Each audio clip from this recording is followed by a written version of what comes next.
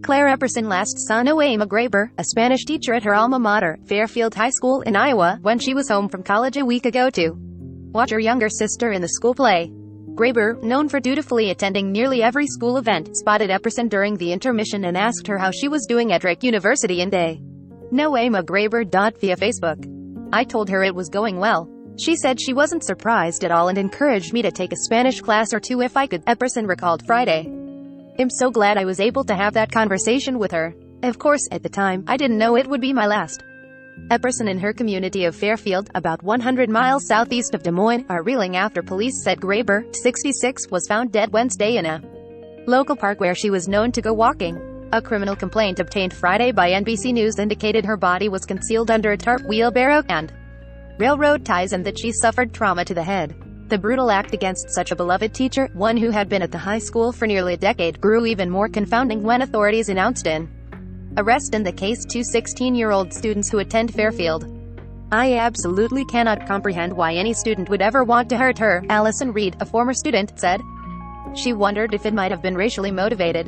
Graber, who was born in Mexico, was a liaison between St. Mary Catholic Church in Fairfield, where she frequented Mass, and the town's growing Latino enclave. While Mrs. Graber was bilingual and fluent in English, she did struggle with slang and had an accent, Reed said. I know some students made fun of her for. Investigators have not provided a motive for Graber's killing but said in a criminal complaint that details were shared among the suspects regarding her execution and the concealing of the crime. The Jefferson County Attorney's Office said the ongoing investigation has not found any evidence so far that her killing was racially motivated. The teenagers were charged as adults with first-degree homicide and first-degree conspiracy to commit homicide. Both were being held in lieu of $1 million. Bail and were awaiting a court hearing next week. NBC News does not usually name minors charged with crimes, even those charged as adults. For those who knew Graber, they said it was important to focus on how she lived and the journey she took to find her passion, first as a young flight attendant in Mexico who immigrated to the United States, raising 2 sons and a daughter, and later in life deciding she wanted to become a teacher. To know Nohema was to love her. She was the kind of person every community longs to have in its midst, and we were blessed to have her in our lives, the Graber family said in a statement Friday. She lived for her children, her family and her faith. Her daughter, Nohema Marie, wrote in a Facebook post that it is all thanks to her for instilling a love of travel and languages that my brothers and I have continued to experience the world throughout our lives.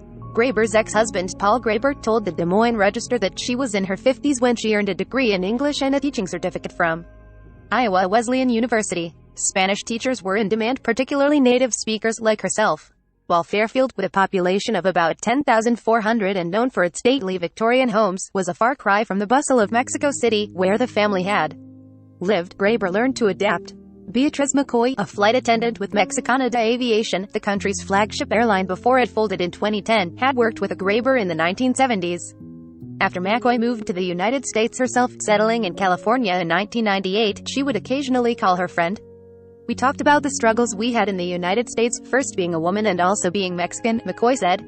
Sometimes, it was difficult. But their conversations usually centered on family and their younger, globe-trotting days.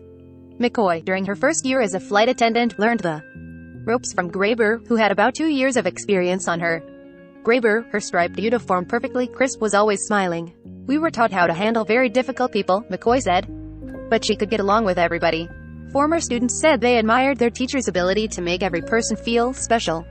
Epperson, who played the clarinet in band, said Graber would make those who performed in the school concert get up in class and ask the other students to clip on them. During homecoming week, when students and staff were encouraged to dress up in pajamas for fun, Graber would throw on cat slippers and giggle as she made everyone admire them. Her joy was contagious, Epperson said. She was the purest soul I could imagine and genuinely cared more about her students with her whole heart.